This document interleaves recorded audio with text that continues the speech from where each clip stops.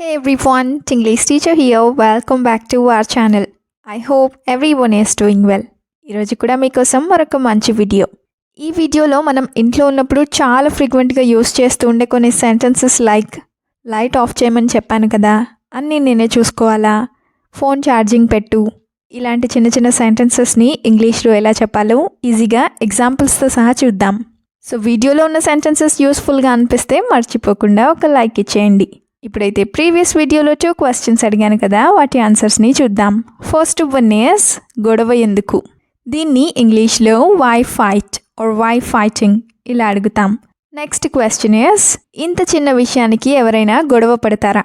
ఈ సెంటెన్స్ని ఇంగ్లీష్లో do people really argue over such a small thing ఇలా అడుగుతాం.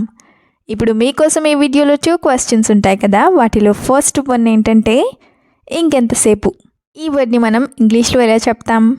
What do we call this in English? Let me know in the comments. Now the second question for you which is ఎవరికైనా చెప్పావా లేదా నువ్వెవరికైనా చెప్పావా. ఈ సెంటెన్స్ని ఇంగ్లీష్లో ఎలా అడుగుతారో మర్చిపోకుండా కామెంట్ సెక్షన్లో చెప్పేయండి. ఇప్పుడైతే లేట్ చేయకుండా మన వీడియోని మొదలు పెడదాం. Let's get started. Sentence number 1 of this video is light of చేయమని చెప్పా కదా. ఇది చాలాసార్లు అంటూ ఉంటారు కదా, సో దీన్ని ఇంగ్లీష్లో I told you to switch off the light already. I told you to switch off the light already ఇలా చెప్తాం. ఇదే సెంటెన్స్ని I told you to switch off the light right ఇలా కూడా అడగొచ్చు. అదే నేను నీకు లైట్ ఆఫ్ చేయమని లేదా లైట్ ఆపమని చెప్పినా కూడా నువ్వు ఆపకుండా నిద్రపోయావు ఇలా అడగాలనుకుంటే even though I told you to switch off the light you slept without turning it off.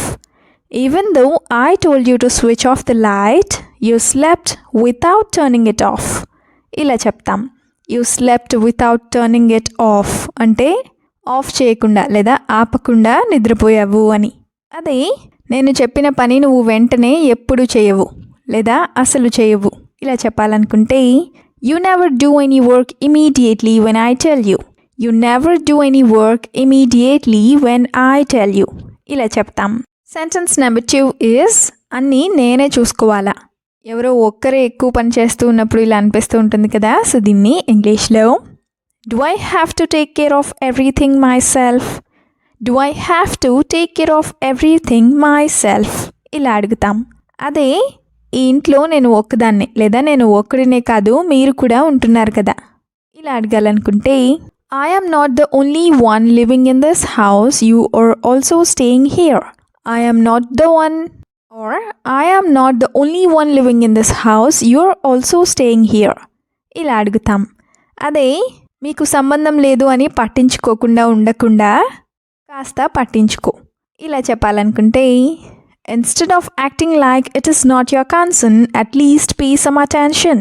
Instead of acting like it is not your concern, at least pay some attention ఈ విధంగా చెప్తాం.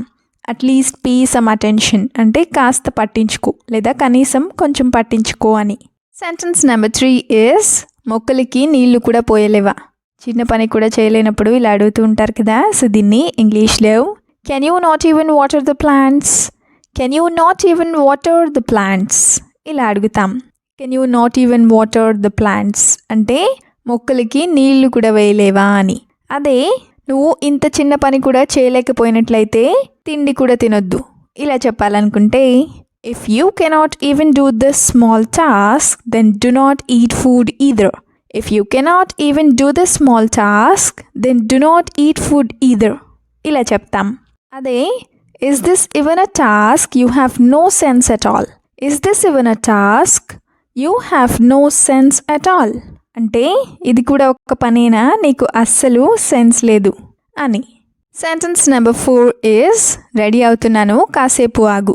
ఇది కూడా చాలా ఫ్రీక్వెంట్గా అంటూ ఉంటారు కదా, సో దీన్ని I am getting ready wait for a while or I am getting ready you wait for a while ఇలా చెప్తాం. అదే రెడీ అవ్వడానికి నాకు ఇంకా 15 నిమిషాలు పడుతుంది, నువ్వు వెయిట్ చేయగలిగితే చెయ్యి ఇలా చెప్పాలనుకుంటే It will take me another 15 minutes to get ready. If you can wait, then wait. It will take me another 15 minutes to get ready. If you can wait, then wait. ఇలా చెప్తాం. Now the example number 2 is whenever I have to go anywhere with you, this is the headache I get. whenever I have to go anywhere with you, this is the headache I get. అంటే నేను నీతో ఎప్పుడు బయటకు వెళ్ళాల్సి వచ్చినా కూడా నాకు ఇదే తలనొప్పి అని. సెంటెన్స్ నెంబర్ 5 is నా ఫోన్ ఛార్జింగ్ పెట్టు. ఇది కూడా చాలా సార్లు అంటూ ఉంటారు కదా. సో దీన్ని ఇంగ్లీష్లో put my phone on charge. Put my phone on charge ఈ విధంగా చెప్తాం. యాక్చువల్గా అయితే put my phone on charge ఇలాగే చెప్తాం. కానీ మనం మన డైలీ లైఫ్లో ఛార్జ్ని ఛార్జింగ్ అని అంటూ ఉంటాం కదా. సో దీన్ని put my phone on charging ఇలా కూడా చెప్పచ్చు. ఇప్పుడైతే 2 ఎగ్జాంపుల్స్ని చూద్దాం. First one is I put the phone on charge but I forgot to switch it on. I put the phone on charge but I forgot to switch it on. అంటే నేను phone charging పెట్టి switch on చేయడం మర్చిపోయాను అని. ఇది మీరు కూడా చేసే ఉంటారు కదా. Now the second example is I have to go out urgently but my phone has no charge at all. I have to go out urgently but my phone has no charge at all. అంటే నేను ఇప్పుడు అర్జెంటుగా బయటకు వెళ్ళాలి కానీ నా ఫోన్లో charging అస్సలు లేదు అని. నెక్స్ట్ సెంటెన్స్ ఈస్ సౌండ్ తగ్గించు తలనొప్పి వస్తుంది.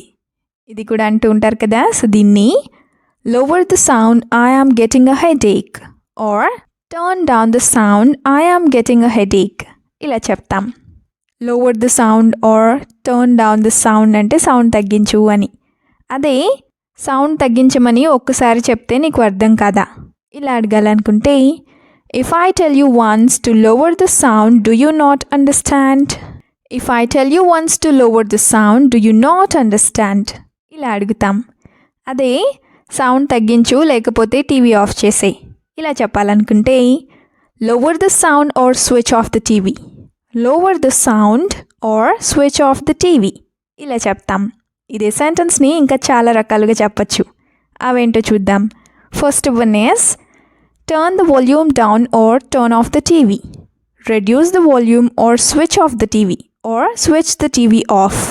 Keep the sound low otherwise turn off the TV. Lower the volume or just turn the TV off. Either turn the sound down or shut the TV off. ఇలా చాలా రకాలుగా చెప్పచ్చు.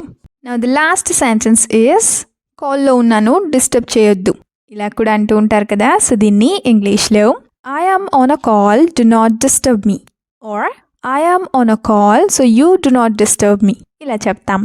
Now the first example is do you understand the language I am speaking? Do you understand the language I am speaking?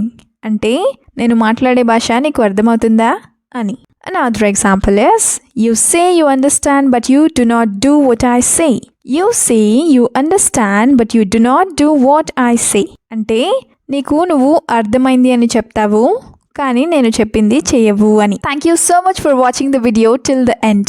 మీరు గనక fluent English speaker అవ్వాలి అనుకుంటే try to practice as much as possible. We'll meet you again in the next video. Until then, keep learning, keep practicing and keep supporting Tinglish Teacher. Have a good day. Bye bye.